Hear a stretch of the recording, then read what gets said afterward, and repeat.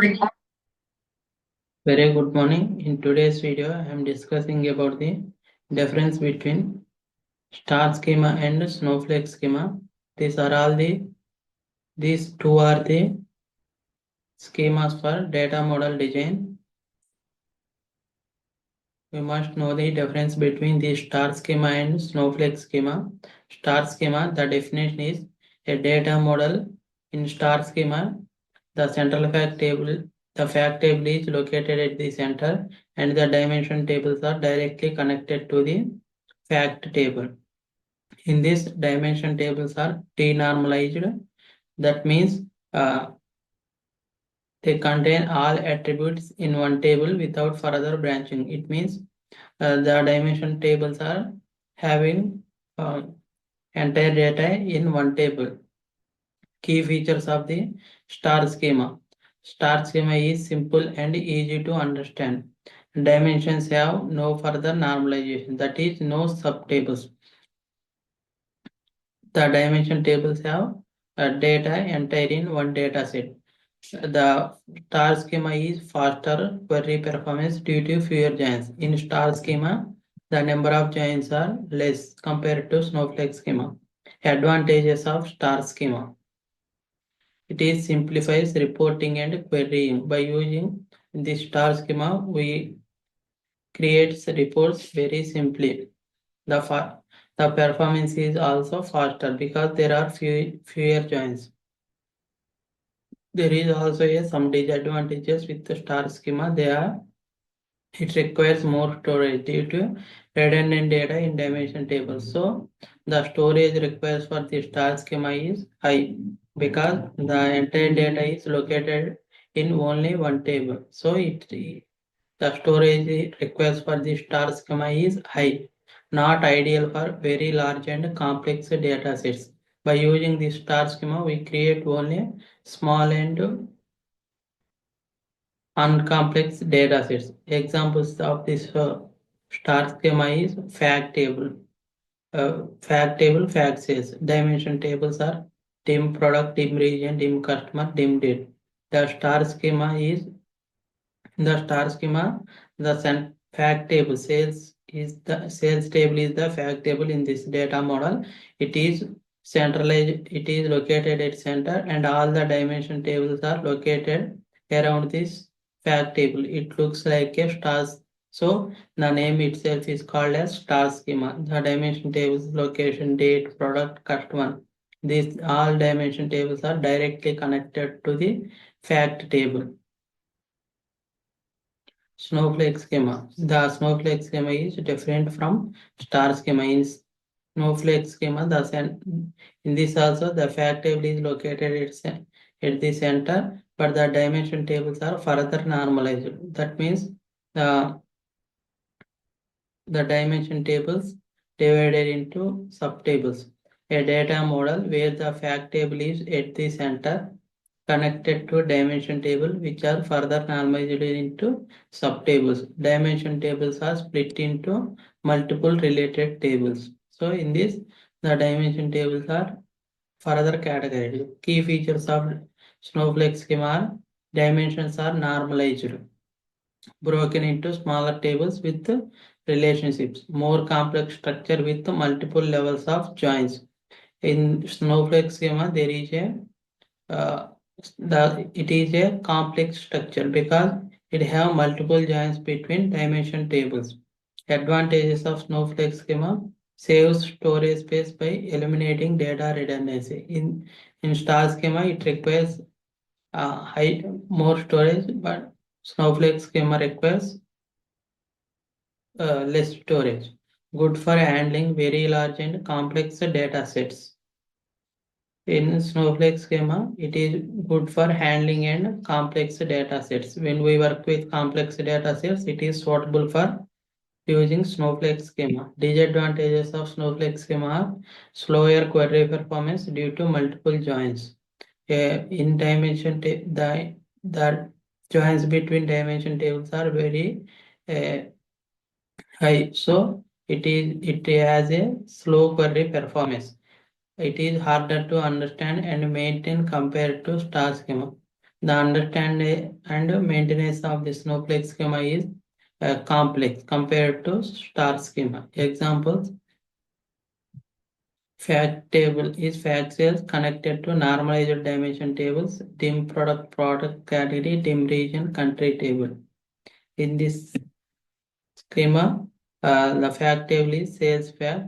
The dimension tables are product dimension, organization dimension, time dimension, location dimension. Each has another sub dimension table.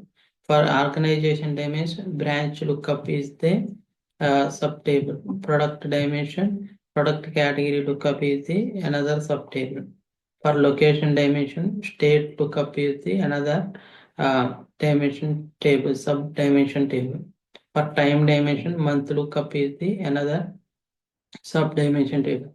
So in this Snowflake schema, each dimension table is further categorized. So the complex is the data model is very complex to understand and maintenance. Key differences between the star schema. By observing all these 5 points, we easily understand the difference between star schema and Snowflake schema. Structure: single level dimension table. Star schema is the single level dimension table. The dimension table level is only one. Snowflake schema multi-level dimension table. In this, the dimension table have more than one level. It is one or two or three levels sometimes also. Query performance. In star schema, the query performance is faster because of fewer joins. The Snowflake schema. In Snowflake schema, the query performance is slower due to more joins. Storage. In star schema, the storage for star schema, it requires a more storage because of denormalized data. Snowflake schema requires less storage, normalized data. Complexity. Star schema is simple and easy to understand. Snowflake schema. It is complex and harder to maintain. Use case. Best for smaller datasets or faster queries. Star schema is for smaller datasets or faster queries. Snowflake schema is for best for large and complex datasets. So for small data, for small reports, we use star schema. Use when query performance is critical and storage is not a major concern. When we have high storage and performance is critical, we use star schema. Ideal for reporting and BI tools like Power BI. Snowflake schema. Use when storage optimization is important. When the storage is optimization is one of the main goal. At that time, we use Snowflake schema, and data redundancy must be minimized. Suitable for large enterprise data warehouses. It is suitable for large enterprise data warehouses.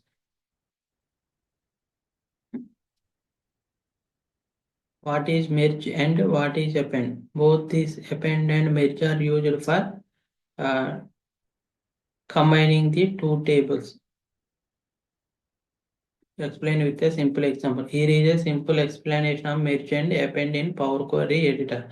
Both this merge and append are happens in the Power Query Editor along with examples.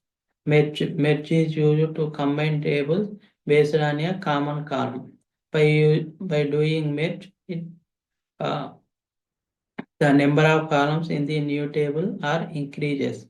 For merging, one common column is required. Append, when two tables have a same structure of data, we use append method to combine those two tables. There is no common column required for append method, but the data structure is must be same. By appending the two tables, the number of rows in the new table are increases, but the number of columns are constant. Merge. Definition of the merge. Merge is used to combine two or more tables by joining them based on a common column.